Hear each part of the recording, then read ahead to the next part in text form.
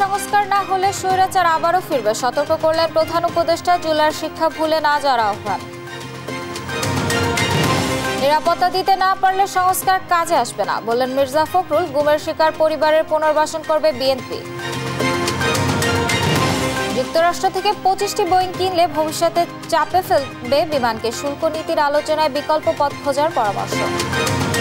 Trade ব্যালেন্সটা deficiency করতে চাচ্ছে, ডিফিসিয়েন্টটা কাভার করতে চাচ্ছে, সেই ক্ষেত্রে কিন্তু এটাতে খুব একটা লাভ হবে সেটা কিন্তু নয়। তফসিল ঘোষণার পর ডাকসু নির্বাচন নিয়ে উৎফুল্ল শিক্ষার্থীরা। ডাকসু নির্বাচনের তফসিলকে স্বাগত জানিয়েছে ছাত্র সংগঠনগুলো। দেশে 20% শিশুর জন্ম কম, ওজন নিয়ে 16% জন্ম নিচ্ছে নির্ধারিত সময়ের আগে, বাড়ছে শিশু মৃত্যুর হার। বছরের পর বছর ময়মনসিংহ রেলওয়েতে একজন পরিচ্ছন্নতা কর্মী চাকরি করছে অন্যজন, জেনেও ব্যবস্থা নিচ্ছে না কর্তৃপক্ষ।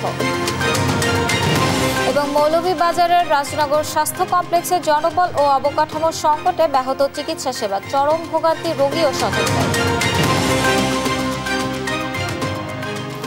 ছিলেন সংবাদ শিরোনাম। সংবাদ সকালে সাথে আছি আমি আফ্রোদিতি মোশাররফ পার্বণ। এবার বিস্তারিত। জুলাইয়ের 36 দিনের প্রভাব কতটা গভীরে প্রথিত হয়েছে তার উপরই দেশের ভবিষ্যৎ নির্ধারণ করবে বলে মন্তব্য করেছেন প্রধান উপদেষ্টা ডক্টর মোহাম্মদ ইউনূস। তার শঙ্কা, গভীর থেকে সংস্কার না হলে দেশে ফিরবে ফের পলাতক স্বৈরাচার। তাই জুলাইয়ের শিক্ষা ভুলে না যাওয়ার আহ্বান জানান প্রধান উপদেষ্টা। রাজধানীর একটি হোটেলে জুলাই স্মরণ অনুষ্ঠানে এসব কথা বলেন তিনি। সাইফুল রিপনের প্রতিবেদন। রাজধানীর একটি হোটেলে জুলাই স্মরণ অনুষ্ঠান আয়োজন করে জাতিসংঘের human rights commission. Good afternoon. এতে 24-এর গণ অভ্যুত্থানের শহীদদের স্মৃতিচারণ করতে গিয়ে কান্নায় ভেঙে পড়েন স্বজনরা। নির্বাচনের আগে জুলাই গণহত্যার বিচার দৃশ্যমান করার দাবি জানান তারা। আমার ছেলের যে খুনি, সারা বিশ্ব, সারা মিডিয়া, সারা বাংলাদেশ এখনো সে কক্সবাজারে কর্মরত আছে, আমি তাকে অ্যারেস্ট করাইতে পারি নাই। We also hope and expect that the judicial process will begin before the upcoming election so that at least we can find the path to justice that can finally start. অনুষ্ঠানে video বার্তায় জাতিসংঘের তথ্য অনুসন্ধান প্রতিবেদনের সুপারিশ বাস্তবায়নে অন্তর্বর্তী সরকারকে কার্যকর পদক্ষেপ নেওয়ার আহ্বান জানান জাতিসংঘ মানবাধিকার high commissioner Volker Turk. Bangladesh needs legal and institutional reforms, including to the security sector, so that this can never happen again. প্রধান অতিথির বক্তব্যে প্রধান উপদেষ্টা ডক্টর মোহাম্মদ ইউনূস বলেন, জুলাইয়ের শিক্ষা দেশের ভবিষ্যৎ নির্ধারণ করবে। গভীরতম পরিবর্তন যদি না করি, যে স্বৈরাচারের বিরুদ্ধে আজকে আমরা কথা বলছি, আবার ঘুরে ফিরে এসে চলে আসবে, এক ভঙ্গিতে না এক ভঙ্গিতে চলে আসবে। যতই আমরা আইন কানুন সামাল দিই, যতই সংস্কার করি, যে সংস্কার আমাদের দরকার সেই সংস্কার আরো গভীরের সংস্কার। এই সংস্কার গুরুত্বপূর্ণ, আমি অস্বীকার করছি না, অত্যন্ত গুরুত্বপূর্ণ। কিন্তু আমার আবেদন হচ্ছে, আমাদের জাতির ভেতরে এমন কিছু রয়ে গেছে যেটা যত শাস্তি দিই, যত কিছু দিই, ওইটা বোধহয় ওইটার বীজ বোধহয় আমাদের মধ্যে থেকে যাবে। এই বীজ থেকে আমরা কিভাবে মুক্তি পাই, এটি আজকের জানার বিষয়, আমাদের চ্যালেঞ্জের বিষয়। জুলাই পুনর্জন্মের মাস উল্লেখ করে তিনি বলেন, জুলাইয়ের শিক্ষা ভুলে যাওয়ার সব পথ বন্ধ করে দিতে হবে। এখনো সুযোগ আছে, জুলাইয়ের শিক্ষা এখনো আমাদের কাছে তাজা আছে। মাঝে মাঝে ভয় হয় এই শিক্ষা ক্ষয়ে যাবে, ভুলে যাব, আবার অতীতের মতো ভাষা রপ্ত হয়ে যাবে, আবার সেই ভাষা ব্যবহার করব, আবার সেই ব্যাখ্যা ব্যবহার করব। সেই দিকে যাতে আমাদের যেতে না হয় আর কোনো দিন, এই পথ একেবারে বন্ধ করে দেওয়া, এই পথের কোনো ঠিকানা আমরা যাব না, আমাদের নতুন পথ রচনা হবে, সেই পথের দিকে আমরা যাব, সেই আমাদের কমিটমেন্ট। জাতিসংঘ মানবাধিকার কমিশনের তথ্য অনুসন্ধান ও সুপারিশের জন্য সংস্থাটিকে ধন্যবাদও জানান প্রধান উপদেষ্টা। On behalf of the people of Bangladesh, I thank the United Nations. Saiful Ripon, দেশ টিভি, ঢাকা।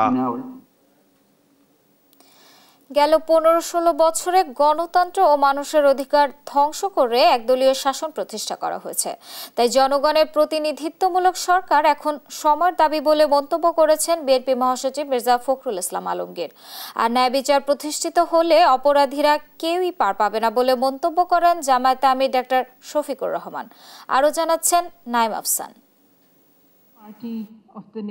রাজধানীর একটি হোটেলে বাংলাদেশের মানবাধিকার লঙ্ঘন ও বিচারহীনতা সংস্কৃতি নিয়ে জাতিসংঘে প্রকাশিত তথ্য অনুসন্ধানের প্রতিবেদনের আলোকে এক স্মরণ অনুষ্ঠানের আয়োজন করা হয়। আলোচনায় উঠে আসে জুলাই মাসের বিক্ষোভে ক্ষমতার অপব্যবহার, বিচারহীনতা ও গণতন্ত্রের সংকটের চিহ্ন। এই অনুষ্ঠানে বক্তব্য রাখেন বিভিন্ন রাজনৈতিক ও নাগরিক সমাজের প্রতিনিধিরা।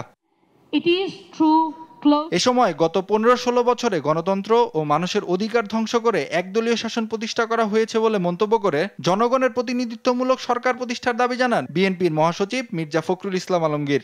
আমরাও চাই যে অতি দ্রুত এই হত্যার বিচার হোক, সংস্কারগুলো যেগুলো খুব জরুরি দরকার সেগুলো অতি দ্রুত হোক। কিন্তু একটা জিনিস আমাদের সকলের বোধহয় মনে রাখা প্রয়োজন, জনগণের প্রতিনিধিত্ব সম্পন্ন সরকার, এটা বোধহয় খুব জরুরি দরকার। আর 2009 সালে পিলখানা হত্যাকাণ্ড থেকে শুরু করে 2024 সালের জুলাই পর্যন্ত যে অপরাধ সংঘটিত হয়েছে সেই ইতিহাস যেন হারিয়ে না যায়, এই আশা ব্যক্ত রাখেন জামাত আমির ডাক্তার শফিকুর রহমান। 15.5 বছর জাতির উপরে অত্যাচারের যে স্টিম রোলার চলেছে, এর দ্বারা অনেকেই ভিক্টিমাইজড হয়েছে। জুলাইটা ছিল তার শেষ পরিণতি।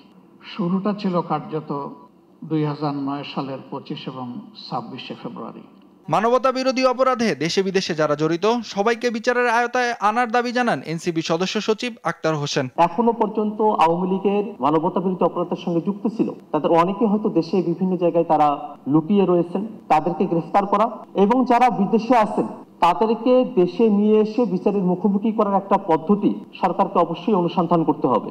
জুলাই হত্যার স্মরণে এই অনুষ্ঠান বাংলাদেশের মানবাধিকার পরিস্থিতি নিয়ে আন্তর্জাতিক অঙ্গনে আলোচনার নতুন দ্বার উন্মোচন করেছে। জবাবদিহিতামূলক প্রশাসন ও স্বচ্ছ বিচার ব্যবস্থা ছাড়া সুষ্ঠু বিচার সম্ভব নয়, এই বার্তাই যেন উঠে এসেছে আলোচনার প্রতিটি পরতে। ইমপ্লিমেন্ট করার জন্য নাইম আফসান, দেশ টিভি, ঢাকা।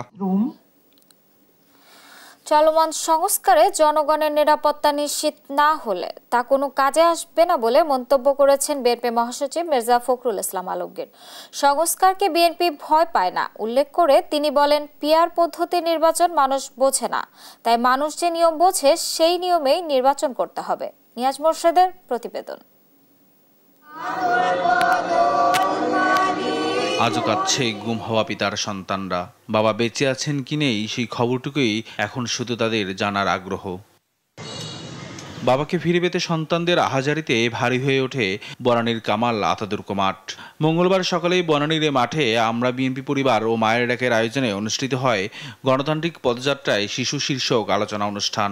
আমি আমার বাবার হত্যার বিচার চাই এবং যারা গুম হয়েছে তাদের সকলকে ফিরে পেতে চাই।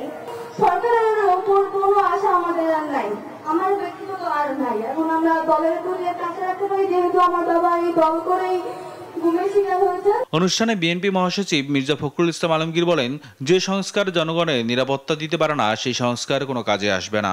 আমরা রাষ্ট্রের পরিবর্তন চাচ্ছি, কাঠামো পরিবর্তন চাচ্ছি, আমরা সংস্কার চাচ্ছি।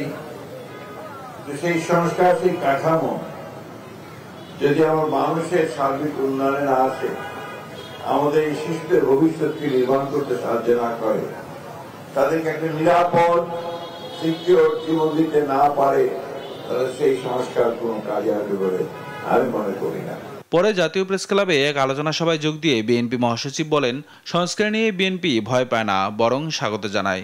আনুপাতিক হারে প্রতিনিধি আপনার পার্লামেন্টের লোয়ার হাউসে, এটা আমাদের দেশের মানুষ বোঝেই না। তারা বলে পিআর কি জিনিস ভাই?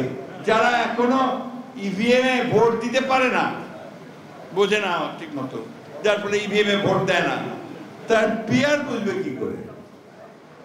এই চিন্তা ভাবনা থেকে দূরে সরে যেতে হবে। আর লন্ডনের বৈঠকে নির্বাচনের তারিখ নিয়ে যে সিদ্ধান্ত হয়েছে সেই সময়ের মধ্যেই নির্বাচন আয়োজন করার আহ্বান জানান মির্জা ফখরুল। রাজনৈতিক চেতনা। নিয়াজ মোরশেদ, দেশ টিভি, ঢাকা। যুক্তরাষ্ট্রের ৩৫% শুল্ক ঠেকাতে দেশটি থেকে ২৫টি বোয়িং কেনার যে সিদ্ধান্ত নিয়েছে বাণিজ্য মন্ত্রণালয়, এ বিষয়ে কিছুই জানে না বাংলাদেশ বিমান। এমনকি এ নিয়ে কোনো পরামর্শ হয়নি সংস্থাটির শীর্ষ কর্মকর্তাদের সাথে। বিশেষজ্ঞরা বলছেন, তড়িঘড়ি করে নেওয়া সিদ্ধান্ত ভবিষ্যতে চাপে ফেলবে বিমানকে। তাই শুল্ক নীতির আলোচনায় বিকল্প পথ খোঁজার পরামর্শ তাদের। বিস্তারিত আলিমুজ্জামান সাফওয়ানের রিপোর্ট। ট্রাম্পের শুল্ক নীতির হুমকিতে টালমাটাল বিশ্ব, বাদ যায়নি বাংলাদেশও। ১ আগস্টের মধ্যে পারস্পরিক আলোচনায় চুক্তিতে পৌঁছানো না গেলে অতিরিক্ত ৩৫% মার্কিন শুল্কের মুখে পড়বে ঢাকা। এ নিয়ে ওয়াশিংটন ও ঢাকার দর কষাকষি চললেও এখন পর্যন্ত আসেনি কোনো সুরাহা। তৃতীয় দফার বৈঠকের জন্য সোমবার বাণিজ্য উপদেষ্টা ও বাণিজ্য সচিবের নেতৃত্বে একটি দল ইতিমধ্যে নিউ ইয়র্কে অবস্থান করছেন। এর আগে ট্রাম্প প্রশাসনের মন জয়ে যুক্তরাষ্ট্রের বিমান নির্মাতা প্রতিষ্ঠান বোয়িং এর কাছ থেকে ২৫টি বিমান কেনার সিদ্ধান্ত জানিয়েছে বাণিজ্য মন্ত্রণালয়। আমাদের বিমানের তো বহর বাড়াতে হবে এবং সেই পরিকল্পনা সরকারের বেশ আগে থেকেই ছিল। নতুন করে আমরা এবছরে এই রেসিপ্রোকাল ট্যারিফ ইস্যুতে আমরা আবার নতুন করে তাদেরকে এই আদেশগুলো, আগে 14টা ছিল, পরে 25টা করেছি। এদিকে নতুন বিমান কেনার সিদ্ধান্ত কিছুই জানে না রাষ্ট্রীয় পতাকাবাহী সংস্থা বিমান বাংলাদেশ এয়ারলাইন্স। চাহিদা ও সক্ষমতা যাচাই না করে হঠাৎ করে নেওয়া সিদ্ধান্ত চাপে ফেলবে বিমানকে। প্রথম বিষয়টা হচ্ছে যে এই বিষয়টা আসলে আমরা বিমান কর্তৃপক্ষ আমরা অবগত নই, এটাই হচ্ছে আমাদের অফিসিয়াল স্ট্যান্ড, আর এটাই হচ্ছে সত্য, যেটা আমরা অবগত নই। সরকারের এমন সিদ্ধান্ত ট্রেড পলিটিক্স টুলস হিসেবে দেখছেন বিশেষজ্ঞরা। বলছেন, বিমান কেনার আগে রুট প্ল্যানিং ও আর্থিক লাভ ক্ষতির হিসেব করা প্রয়োজন। এটা একটা বাণিজ্যিক নেগোসিয়েশন টুলস হিসেবে গভর্নমেন্ট নিচ্ছে। কারণ বিমান যখন একটা এয়ারক্রাফট কিনবে, সে তার এয়ারক্রাফট কেনার আগে সে তার রুট চেক করবে, রুট লোড ফ্যাক্টর চেক করবে, রুট প্ল্যানিং করবে, তারপরে সেই এয়ারক্রাফট নেবে, কোন রুটে কোন এয়ারক্রাফট দেবে সেটা তারা দেখতে যাবে। বিমানের অতিরিক্ত এই বহর সামলাতে প্রয়োজন হবে দক্ষ জনবল, নিয়মিত রক্ষণাবেক্ষণ ও গ্রাউন্ড হ্যান্ডেলিং সাপোর্ট। অত্যন্ত ব্যয়বহুল এই খরচ দীর্ঘমেয়াদে ক্ষতির মুখে ফেলতে পারে বিমানকে। কারণ এটা হয়তো 3 বিলিয়নের মতো খরচ করতে পারে, দাম পড়তে পারে। সেটা যদি আমরা পরে 5 বছর 6 বছর দেওয়ার চেষ্টা করি, তাহলে প্রতি বছর 250 বা 300 মিলিয়ন হতে পারে। আজকে যে ট্রেড ব্যালেন্সটা ডিফিসিয়েন্সি করতে চাচ্ছে, ডিফিসিয়েন্টটা কাভার করতে চাচ্ছে, সেই ক্ষেত্রে কিন্তু এটাতে খুব একটা লাভ হবে সেটা কিন্তু নয়। মার্কিন শুল্ক নীতি সামঞ্জস্য করতে সরকার খরচ করতে যাচ্ছে $2.5 থেকে $3 বিলিয়ন। বিপুল পরিমাণে অর্থ কি পারবে মার্কিন শুল্ক নীতি ঠেকাতে, নাকি উল্টো বোঝা হয়ে দাঁড়াবে বিমান বাংলাদেশ এয়ারলাইন্সের? আলিমুজ্জামান সাফওয়ান, দেশ টিভি, ঢাকা। আনুষ্ঠানিকভাবে শুরু হয়েছে বাংলাদেশ যুক্তরাষ্ট্র শুল্ক ইস্যু নিয়ে তৃতীয় ধাপের আলোচনা। মঙ্গলবার যুক্তরাষ্ট্রের স্থানীয় সময় দুপুর 2টায় এই বৈঠক শুরু হয়। এর আগে এদিন বেলা 12:30 অনানুষ্ঠানিকভাবে একটি আলোচনা সভা হয়। বুধবার স্থানীয় সময় সকাল 9টায় আবার আলোচনা শুরু হবে। সভায় বাংলাদেশ দলের নেতৃত্ব দিচ্ছেন বাণিজ্য উপদেষ্টা শেখ বশিরউদ্দিন। এই প্রতিনিধি দলে আরও আছেন প্রধান উপদেষ্টার জাতীয় নিরাপত্তা উপদেষ্টা ডক্টর খলিলুর রহমান, বাণিজ্য সচিব মাহবুবুর রহমান ও বাণিজ্য মন্ত্রণালয়ের অতিরিক্ত সচিব ডক্টর নাজনীন কাউসার চৌধুরী। যুক্তরাষ্ট্রের পক্ষে নেতৃত্বে আছেন সহকারী ট্রেড রিপ্রেজেন্টেটিভ ব্রেন্ডন লিঞ্চ। তার সঙ্গে আছেন বাণিজ্য ও শুল্ক সংশ্লিষ্ট কর্মকর্তারা। শুল্ক নেগোসিয়েশনের পুরো বিষয়টি সমন্বয় করছে বাংলাদেশ দূতাবাস ও ওয়াশিংটন ডিসি।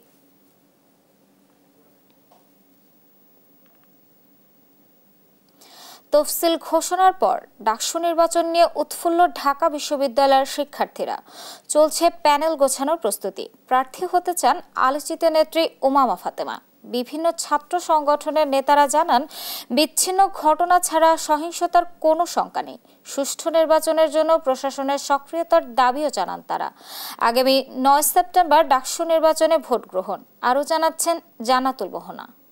ভোট গ্রহণের তারিখ ও সময় 9 সেপ্টেম্বর 2025 মঙ্গলবার। 6 বছর পর আবারও অনুষ্ঠিত হতে যাচ্ছে ঢাকা বিশ্ববিদ্যালয় কেন্দ্রীয় ছাত্র সংসদ ডাকসু নির্বাচন। মঙ্গলবার বিকেলে তফসিল ঘোষণার মধ্য দিয়ে নির্বাচনী রোডম্যাপ ঘোষণা করে ঢাবি প্রশাসন। তফসিল ঘোষণার মতো একটা সুযোগ আমরা পেয়েছি নতুন করে। এই নির্বাচন ঘিরে বিশ্ববিদ্যালয় প্রশাসনকে আরো সক্রিয় হওয়ার আহ্বান জানান বিশ্ববিদ্যালয়ের বিভিন্ন সংগঠনের নেতারা। প্রার্থী হওয়ার সম্ভাবনার কথা জানান আলোচিত নেত্রী উমামা ফাতেমা। প্রকার বাধা বিপত্তি ছাড়া, ইভেন একটা মানববন্ধন বা কোনো একটা নেগেটিভ কমেন্ট ছাড়াই যে তফসিলটা ঘোষণা হয়েছে এবং বিশ্ববিদ্যালয় প্রশাসন একটা টাইমলাইন দিতে পেরেছে, এই বিষয়ে আমরা সবাই খুবই পজিটিভ। যদি সুযোগটা পাই যে ডাকসু নির্বাচনে দাঁড়ানোর, আমার এই এক্সপিরিয়েন্সটা নেওয়ার ইচ্ছা আছে। ব্যর্থ হওয়ার কোনো সুযোগ নেই এবং একই সাথে কোনো ধরনের থ্রেটও নয় আসলে ডাকসু কেন্দ্রিক। এখানে যেটা করতে হবে যে বিশ্ববিদ্যালয় থেকে তার জায়গা থেকে খুবই তার ইচ্ছাশক্তি প্রবল থাকতে হবে, চেষ্টার কোনো ত্রুটি রাখা যাবে না এবং শিক্ষার্থীদেরকে তাদের অধিকার সম্পর্কে সচেতন থাকতে হবে। পিছিয়ে নেই বামপন্থী সংগঠনগুলো। একই সঙ্গে কোটা সংস্কার আন্দোলনের পরিচিত মুখদের নিয়ে গড়া গণতান্ত্রিক ছাত্র সংসদ এ নির্বাচন নিয়ে বেশ আশাবাদী। শিক্ষার্থীদের মধ্যে গণতান্ত্রিক এবং নিরাপদ ক্যাম্পাসের যে প্রত্যাশা তৈরি হয়েছে, সেটার জন্য ডাকসু নির্বাচনটা তো খুবই জরুরি। আমরা চাচ্ছি ঢাকা বিশ্ববিদ্যালয় যাতে এই তফসিল ঘোষণার মাধ্যমে এবং খুব দ্রুততম সময়ের মধ্যে সুষ্ঠুভাবে ডাকসু নির্বাচনটা আয়োজন করে সারা দেশের অন্যান্য শিক্ষা প্রতিষ্ঠানগুলোর কাছে একটা উদাহরণ সেট করতে পারে যে আসলে একটা ছাত্র সংসদ নির্বাচন কেমন হতে পারে এবং সেটার নিরপেক্ষতা কিভাবে নিশ্চিত করা সম্ভব হবে।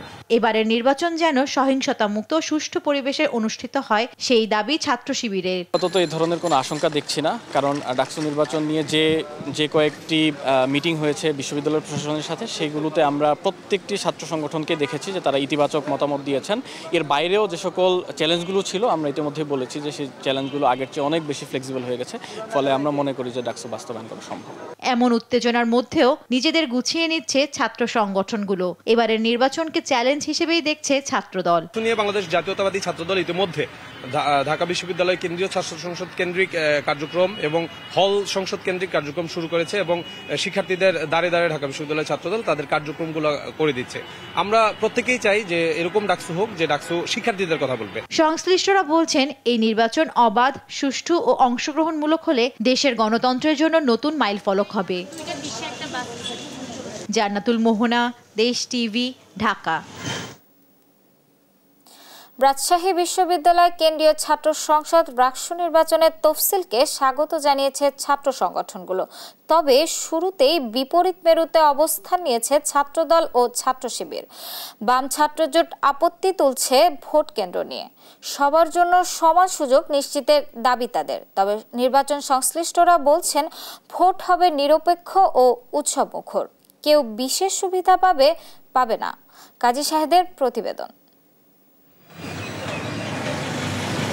দীর্ঘ ৩৫ বছর পর রাজশাহী বিশ্ববিদ্যালয় কেন্দ্রীয় ছাত্র সংসদ ডাকসু ও হল সংসদ এবং সিনেট ছাত্র প্রতিনিধি নির্বাচনের তফসিল ঘোষণা করা হয়েছে। শুরুতেই তফসিল নিয়ে বিপরীতমুখী অবস্থান নিয়েছে প্রধান দুই ছাত্র সংগঠন ছাত্রদল ও ইসলামী ছাত্র শিবির। কিন্তু বর্তমানে রাজশাহী বিশ্ববিদ্যালয়ে একটি জামাতি প্রশাসন, মানে বিগত এই বর্তমানে জুলাই আগস্টের গণঅভ্যুত্থানের পর জামাতি একটা প্রশাসনের এক প্রকারের দখল হিসাবে রাজশাহী বিশ্ববিদ্যালয়ে চিহ্নিত হয়েছে। তফসিল ঘোষণা কেন্দ্র করে তাদের লেজরভিত্তিক সংগঠনরা বিশ্ববিদ্যালয়ের ভিসি থেকে শুরু করে ডাকসুর কোষাধ্যক্ষকে জিম্মি করে তারা এই তফসিলটা ঘোষণা করা হচ্ছে। এখানে সমস্যা আছে যে কি, এখানে আমাদের মেন্টালিটির একটু সমস্যা। মেন্টালিটির সমস্যা কি যে আমার পক্ষে যদি কোনো সিদ্ধান্ত না আসে সেটাকে আমরা দায় চাপানোর একটা মানে ইয়াতে টেন্ডেন্সিতে চলে গেছি।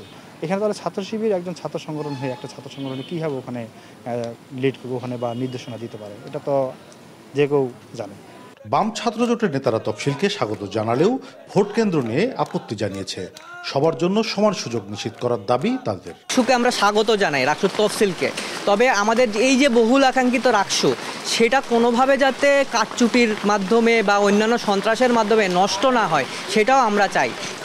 দেখা যাচ্ছে যে ছাত্র শিবির যখন দাবি করলো লাস্ট পর্যন্ত যায় ডাকসু নিয়ে, তখনই আর কি প্রশাসন ডাকসুর তফসিল ঘোষণা করলো। একাডেমিক ভবনে যদি ভোট কেন্দ্র স্থাপন করা, সেক্ষেত্রে যে নিরপেক্ষতা, ভয়ভীতি প্রদর্শনের জায়গাটা থাকবে না। ছাত্রীদের হলে মব তৈরি করে হামলা, এবং সর্বশেষে আমরা দেখতে পাই আমাদের বাম জোটের ব্যানারে 27শে মে একটা সাম্প্রদায়িক গোষ্ঠী যে হামলাটা করে, এর দায়ভার আসলে প্রশাসন এড়াতে পারে না। ডাকসু নির্বাচন উৎসবমুখর হবে দাবি করেছে বিশ্ববিদ্যালয় কর্তৃপক্ষ। ছাত্র উপদেষ্টা বলছেন সব প্রস্তুতি নিয়েই তফসিল দেওয়া হয়েছে।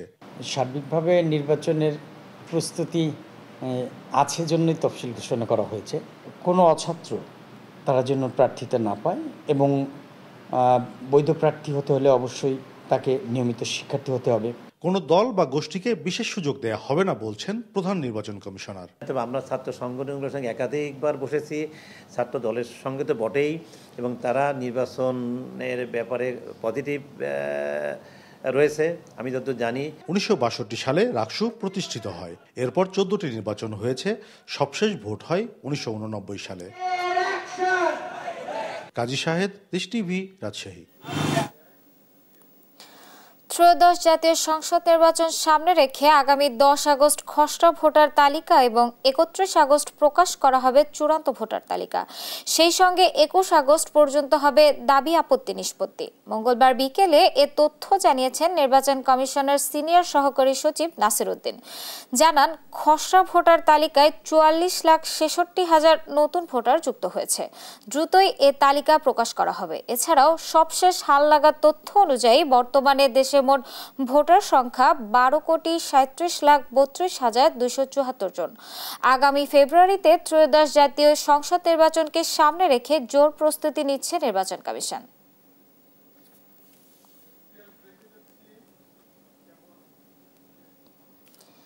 দেশে 20% শিশু কম ওজন নিয়ে আর 16% জন্ম নিচ্ছে নির্ধারিত সময়ের আগে। এসব নবজাতক জন্ডিস, শ্বাসকষ্ট, ইনফেকশন সহ নানা সংকটে পড়ছে। বেড়ে যাচ্ছে জাতীয় শিশু মৃত্যু হার। এই হার কমাতে saving women and premature babies প্রকল্প নিয়েছে বাংলাদেশ মেডিকেল বিশ্ববিদ্যালয়ের। ক্যাঙ্গারু মাদার ফ্যামিলি সেন্টার কেয়ারের মতো তাদের এই উদ্যোগ সারা দেশে ছড়িয়ে দিতে পারলে নবজাতক মৃত্যুর হার কমানো সম্ভব হবে বলে আশা করছেন বিশেষজ্ঞরা। হাসান আল মাহমুদের রিপোর্ট। অপরিণত শিশু জন্মদানে বাংলাদেশের অবস্থান সবচেয়ে নাজুক, বিশ্বের 103টি দেশের মধ্যে প্রথম।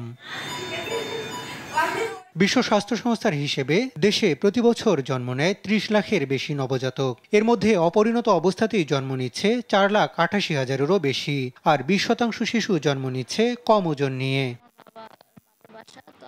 জন্মগত এসব ত্রুটির কারণে শারীরিক নানা জটিলতায় ভুগছে মা, নবজাতক উভয়ই। কিডনি ফাংশন হলে লবণের পরিমাণটা বাড়তি, বা লবণেরটা একটু কমাইলে মনে করেন ইনফেকশনের পরিমাণটা আবার একটু বেড়ে যাচ্ছে। বাচ্চার ওজন কম, শ্বাসকষ্ট। অপরিণত শিশুর জন্মের জন্য মায়ের উচ্চ রক্তচাপ, ডায়াবেটিস, অপুষ্টি, গর্ভে একাধিক শিশু থাকা সহ নানা কারণ চিহ্নিত করছেন বিশেষজ্ঞরা। এতে নবজাতকের শ্বাসকষ্ট, জন্ডিস, ফুসফুসের সংক্রমণ, রক্তশূন্যতা দেখা দিচ্ছে। প্রভাব পড়ছে জাতীয় শিশু মৃত্যু হারে। অপরিণত যেসব শিশু বেঁচে থাকছেন তারাও বড় হচ্ছেন মারাত্মক ঝুঁকি নিয়ে। এসব শিশুর সুস্থতার জন্য পরিবারের সেবার উপর জোর দিচ্ছেন বিশেষজ্ঞরা। পরামর্শ দিচ্ছেন কিছু সাধারণ ডিভাইস ব্যবহারের। 100টার ভিতরে 40টা বাচ্চা 1 ঘন্টার ভিতরে বুকের দুধ খাওয়ানো শুরু করে, আর 60টা বাচ্চা 1 ঘন্টার পরে বুকের দুধ খাওয়ানো শুরু করে। যে বাচ্চা প্রিম্যাচুর হয়ে গেল, ওই বাচ্চা যদি শ্বাসকষ্ট হয়, এখন যেটা ওয়ার্ল্ড হেলথ অর্গানাইজেশনের রেকমেন্ডেশন, যে ওই বাচ্চাটাকে সঙ্গে সঙ্গে সিপ্যাপ নামে একটা ছোট মেশিন আছে, ওই মেশিন দিয়ে ওই বাচ্চাটাকে যেন তার চিকিৎসা পদ্ধতি প্রয়োগ করা হয়। এর মাধ্যমে দেখা যায় যে তার সুস্থতার হারটা অনেক বেশি হয়। WHO রেকমেন্ড করছে হলো ফ্যামিলি সেন্টার কেয়ার। তার মানে হলো এই মায়েরাই এনএসির ভিতরে ঢুকবে এবং মায়েরাই এই নবজাতকের সেবা ইনশিওর করবে। নবজাতকের মৃত্যু কমাতে সেভ দ্য চিলড্রেনের সহায়তায় বাংলাদেশ মেডিকেল বিশ্ববিদ্যালয়ে সিপ্যাপ ডিভাইস ও ক্যাঙ্গারু মাদার কেয়ার প্রশিক্ষণ দেওয়া হচ্ছে। এই প্রকল্পে 1,65,000-এর বেশি গর্ভবতী নারীকে সেবা প্রদান করা সম্ভব হয়েছে এবং 87,000 যে নবজাতক যারা প্রিমেচিউর বার্থ হয়েছে তাদের উন্নত চিকিৎসা দেওয়া সম্ভব হয়েছে। আর 1,500-এর মতো স্বাস্থ্যকর্মীকে প্রশিক্ষণ দেওয়া সম্ভব হয়েছে। জেলা উপজেলা পর্যায়ে এই উদ্যোগ ছড়িয়ে দেয়া গেলে জাতীয় শিশু মৃত্যুর হার কমিয়ে আনা সম্ভব বলে মনে করছেন বিশেষজ্ঞরা। হাসান আল মাহমুদ, দেশ টিভি, ঢাকা। বছরের পর বছর ধরে ময়মনসিংহ রেলওয়েতে পরিষ্কার পরিচ্ছন্নতা কর্মীর একজনের চাকরি করছে অন্যজন। ঊর্ধ্বতন কর্তৃপক্ষকে ম্যানেজ করে চাকরি করা এমন 5 জনের তথ্য মিলেছে দেশ টিভির অনুসন্ধানে, যা চাকরি বিধির নিয়ম বহির্ভূত বলছেন খোদ রেলওয়ে কর্মকর্তারাই। এ নিয়ে পুরো জেলা জুড়ে সৃষ্টি হয়েছে সমালোচনা। সহকর্মী ইলিয়াস আহমেদের পাঠানো তথ্য ছবিতে জানাচ্ছেন অঙ্কন চৌধুরী। ময়মনসিংহ রেলওয়ে জংশন স্টেশনের পাশেই গাইতি, কোদাল, শাবল, দা হাতে পরিচ্ছন্নতার কাজে ব্যস্ত কয়েকজন পুরুষ শ্রমিক। তবে তাদের পোশাক আর কাজের ধরন কিছুটা অস্বাভাবিকতা চোখে পড়ে। সন্দেহ জাগে তারা কি প্রকৃত কর্মী? এই রহস্য উদ্ঘাটনে অনুসন্ধান নামে দেশ টিভি কথা বলে জানা যায়, যাদের নামে এইসব কাজের তালিকা তারা মিনা, শিউলি, পলি, অঞ্জলি ও আরতি। অথচ বাস্তবে গত কয়েক বছর ধরে তাদের পরিবর্তে কাজ করে যাচ্ছে এই পুরুষ শ্রমিকরা। উনি আমার আত্মীয় লাগেন, আবার অসুস্থ যেহেতু পার অবস্থা আমার বলছে আপনার কাজ করছেন যেহেতু আগে একটু আমার যে সহযোগিতা করতেন। আমি আমার বউ আয় সকালে বউ নিয়ে আই বৈশা থাকে, আমি কাজ করি। ঘটনা সত্যতা যাচাইয়ে রেলওয়ে স্টেশন কর্তৃপক্ষ প্রকৃত শ্রমিকদের ডেকে আনেন। জিজ্ঞাসাবাদে তারা স্বীকার করেন দীর্ঘদিন ধরে নিজেদের নামে চাকরি হলেও কাজ করে যাচ্ছে তাদের স্বামী ও অন্যান্য পুরুষ সদস্যরা। ঊর্ধ্বতন কর্তৃপক্ষকে ম্যানেজ করেই চলছে এই অনিয়ম। পাওয়ার সমস্যার কারণে যে তারে দিয়েছিলাম করবার লিগা, আমি আসে বৈশা থাকি, হ্যাঁ কাজ করে অন্তত ডেরেনে কাজ করতে হয়, কোন সময় শুকনা কাজ করতে হয়। শুকনা কাজ হইলে আমি ঝাড়ু দিয়ে কইরা খালি, আর ডেরেনের কাজ যখন থাকে তারে দেওয়া করাই। আমার বাচ্চা নিয়ে তো করতে পারি না স্যার, বাচ্চার জন্য তার বাবা, তার সাথে আসি, তার বাবা করে। স্বামীর লোকে একটু থাকি, পরে আমার স্বামী চাকরি করে। পরিচ্ছন্নতা কর্মীদের তদারকির দায়িত্বে থাকা দুই কর্মকর্তা দেশ টিভিকে জানান, সুবিধা দিয়ে একজনের চাকরি অন্যজন দিয়ে করানো হচ্ছিল দীর্ঘদিন ধরে। বিষয়টি তারা জানতেন বলেও স্বীকার করেন।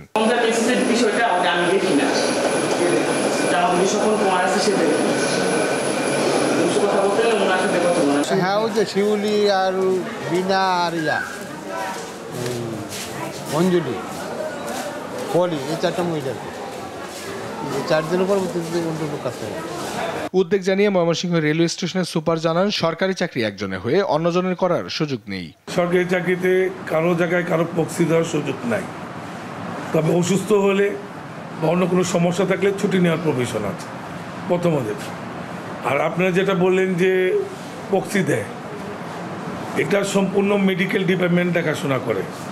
আমার এখানে যতগুলো ক্লিনার আছে সবগুলো মেডিকেলে আওতাভুক্ত। সেবার মান নিশ্চিত করতে সরকারকে এখনই প্রক্সি রোধে কঠোর ব্যবস্থা নিতে হবে, এমনটাই দাবি সচেতন মহলের। অঙ্কন চৌধুরী, নিউজ ডেস্ক, দেশ টিভি। মৌলভীবাজারের রাজনগর উপজেলা স্বাস্থ্য কমপ্লেক্সে জনবল ও অবকাঠামোর সংকটে ব্যাহত হচ্ছে চিকিৎসা সেবা। প্রায় 2,32,000 মানুষের চিকিৎসা সেবায় কর্মরত আছেন মাত্র 2 জন চিকিৎসক। অবকাঠামো সংকটের কারণে 31 শয্যার হাসপাতালটিতে এখন 19 শয্যায় পরিণত হয়েছে। এমন বাস্তবতায় সাধারণ রোগীরা রয়েছেন চরম ভোগান্তিতে। সহকর্মী সালেহ এলাহি কুটির তথ্য ছবিতে বিস্তারিত জানাচ্ছেন শামীম হোসেন। মৌলভীবাজারের রাজনগর উপজেলা স্বাস্থ্য কমপ্লেক্সে মাত্র 2 জন চিকিৎসক দিয়ে চলছে পুরো উপজেলার স্বাস্থ্যসেবা কার্যক্রম। অবকাঠামো সংকটের কারণে 31 শয্যার হাসপাতালটি এখন 19 শয্যায় পরিণত হয়েছে। এমবিবিএস চিকিৎসকের 10টি পদের মধ্যে 2 জন ও উপসহকারী কমিউনিটি মেডিকেল অফিসার 4 জনের 2 জন কর্মরত আছেন। অ্যাম্বুলেন্স, এক্স-রে মেশিন থাকলেও বন্ধ রয়েছে এগুলোর ব্যবহার। গাইনি, সার্জারি, আরএমও সহ 8টি এমবিবিএস চিকিৎসকের পদ শূন্য রয়েছে দীর্ঘদিন ধরে। অন্যদিকে 4 জন উপসহকারী কমিউনিটি মেডিকেল অফিসারের পদের মধ্যে 2টি পদ শূন্য রয়েছে। অথচ প্রতিদিন হাসপাতালের বহির্বিভাগ ও অন্তঃবিভাগে চিকিৎসা নিতে আসেন উপজেলার প্রত্যন্ত অঞ্চলের 600 থেকে 700 রোগী। বাচ্চারা নিয়ে আসছিলাম ডাক্তার দেখাইতে, এখন তো ওষুধ এখান থেকে পাইছি না, বাইরে থেকে কিনে নিতে দিব। ওষুধ নাই, কোনো ডাক্তার নাই, সিলিপেকার লাগাই বাইরে থেকে কিনে আনে, কোনো ওষুধ নাই। অ্যাম্বুলেন্স আছে, ড্রাইভার নাই, ডাক্তার নাই, কোনো সুযোগ সুবিধা কিছু পাই না। গরিবে কিতা পাইল।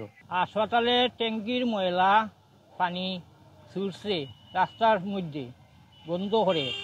ডাক্তার সংকটের কারণে রোগীদের সঠিক চিকিৎসা সেবা প্রদান করা যাচ্ছে না বলে জানান মেডিকেল অফিসার। লোকবল সংকট, স্পেশালি ডাক্তার সংকট থাকার কারণে আমাদের স্বাস্থ্য কমপ্লেক্সে সেবা দিতে হিমশিম খাওয়া লাগতেছে।